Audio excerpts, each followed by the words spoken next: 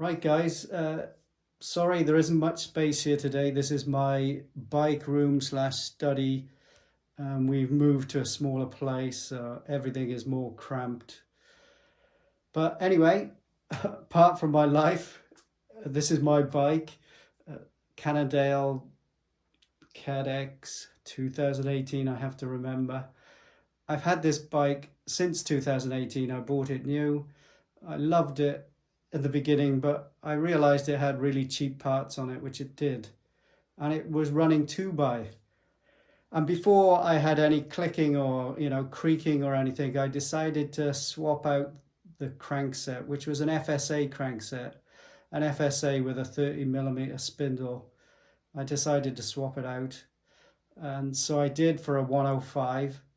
And then I bought a Praxis BB30 to Shimano, 24mm BB. I fitted it myself, put it on. Everything worked really well. It was like a 50-34, if I remember. But when I crashed my CAD 12, I needed a lot of new parts and I didn't have the money. So I stripped all the parts off this CaadX. I'm sure other people have done this. I stripped all the parts off and sold them off one by one. And I got, not enough really, but I got quite a bit of money for everything that was on there. Enough to help anyway. And then recently, like last year, I started buying new parts for this. So you can see new wheels, Spinergy wheels. I haven't had a chance to even try them yet. GRX 600 group set 1x. So now I'm on 1x, and this bike has post mount on the front and flat mount on the back. Originally it had cable actuated disc brakes, but now this is hydraulic. I've put on hydraulic system here now, obviously because GRX don't do that anyway. They don't do cable actuated. And I wanted to improve it. So everything here is new except for the frame, fork and the seat post, which is the original aluminium seat post. Everything else is brand new. Bearings, wherever they are, headset. I'm going to press some bearings now into the BB because I've given it away probably. I'm going back to BB30 on this. I have no choice. I had, or I still have, a GRX 600 crank, which I proceeded to put on. But the chain line was completely out and I don't think there's any way of getting it right. Even a couple of mechanics have looked at this bike and they couldn't do anything with it, and they improved it. One was really bad. It was like a bag of spanners when they handed it back to me. And then another mechanic made it better, but the chain line's still way out, and it was making so much noise and it just wasn't running well. So out came the Praxis. I knocked that out. I knocked that BB out, and I have bought some end-to-end bearings to go in the bottom bracket. I've got some snap rings which I've already put in there. I've cleaned the bottom bracket out and everything, and I thought I would just show you pressing the bearings in. I feel quite confident about doing these things, hopefully not overconfident. I have done these things before, and I don't think this is a particularly hard job. I have the tools for it, so I thought I'd bring you along with me. Okay guys, so that's the state of play, and that's what I'm going to do now, and I'll show you not how to do it, because I'm sure many of you know how to do it, but how I'm doing it anyway. I've got some lithium grease I need to put in there first, just in front of the circlips on both sides, and then I'll press the bearings in. Right everyone, as you can see, I don't have a bike stand. Sorry, I'm a cheapskate. I should have bought one years ago, but I've always found other things that are more important for me, but it would save a lot of hassle. So it's the old school, turn the bike over, handlebars and saddle on the floor. And so before I press it in, I'm going to press one side at a time, but before I press this in, I just want to tell you, and I'm sure others have done this many times, I think Hambini has done it many times. If you have a circlip or a snap ring, wherever they call it, like this, in your Cannondale frame. This came in my bike from new. This apparently is not Cannondale spec, so why is it in there? Yeah, these things here, apparently they can impinge the bearings, so it's not good to have those in your bike. This is what you should be having.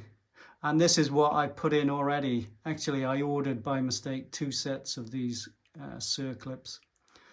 So 1 set is already in. And this is what they should look like when you put new ones in. If you've got the other ones with the little holes in them, chuck them in the bin. Apparently they're no good. So here goes anyway. I put it in place.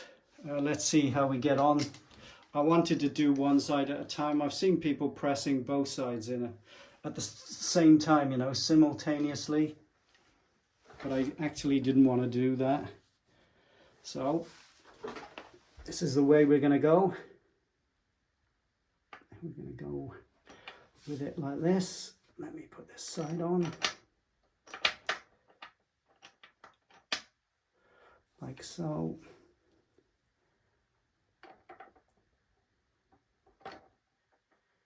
If I'm heavy breathing more than usual, then I'm sorry for that. It's because I've been nervous. And whenever I show this, you know, getting the bearing into place, I'm quite cack-handed. So anyway, it looks pretty level. Right, now she's starting to bite.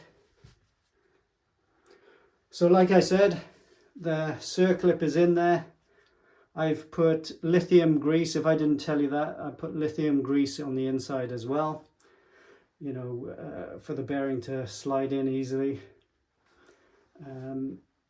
If you haven't got lithium grease, don't worry. So here we go. I'm going to start now slowly.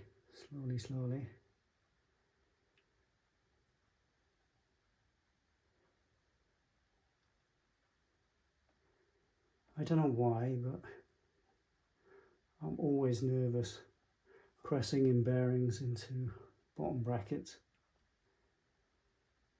But I don't think it is that much to be feared. And I think I've said in other videos, if I can do it, anybody can do it. Right, now I can feel that it's bottomed out there now. So that's the bearing pressed up against the circlip inside. Yeah, so there we are. I can loosen that. By the way, these are NTN bearings, if I didn't say. I wanted to get them from Hambini, but he never has them in stock. And so I went to a place called Air Velo Bearings. I think they're actually situated in Leeds in the UK.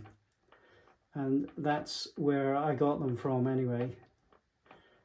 And so if anybody has experience of Air Velo, please write it below. I would be interested to know.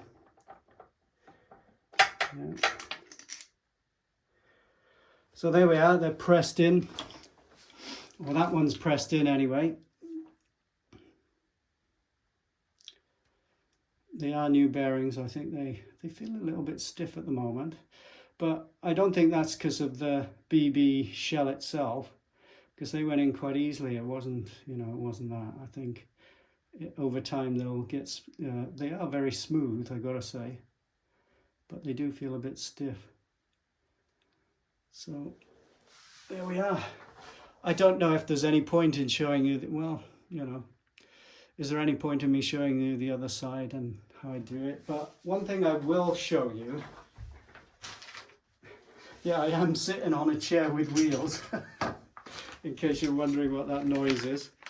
These are some old parts that I had originally from the bike, and these are the shields for the bearings. But one thing I found strange, I don't know if you can see this, if somebody knows, maybe they can tell me, but there is, I thought it would be just like flat on the backside, but there's like a lip here, you know? And what it does, it presses against the inner race of the bearing. if you know what I mean.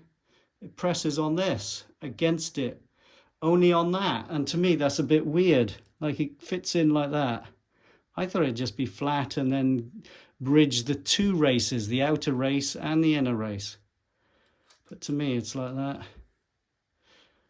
You know. Anyway, whatever. It just seems a bit strange to me that you'd have a lip there and then have it pressing against the inner race.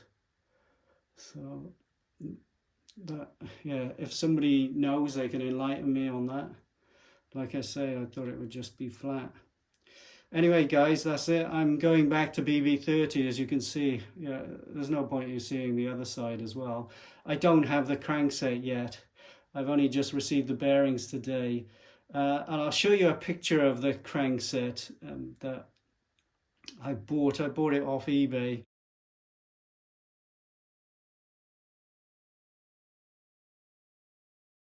It is a Cannondale 1 crankset, a 40 tooth, which was the same as the GRX crank. And hopefully no excuses now why the chain line, you know, isn't right. Because I'm gonna once I've done as much as I can, I will take it to Cannondale and get them to do it. And if I hear any excuses about the chain line or whatever, that's it. I don't know what I'm gonna do with this bike because I bought a whole 1x setup and I wanted to run 1x. So we will see. Thanks for watching anyway. It's probably been very long, this video. But I hope it was useful to you. I hope you could take something from it at least, and it benefits you. But I think a lot of people are going away from press fit anyway, you know, BB30, that kind of thing. So thanks for watching, guys. I'll see you again. Bye for now.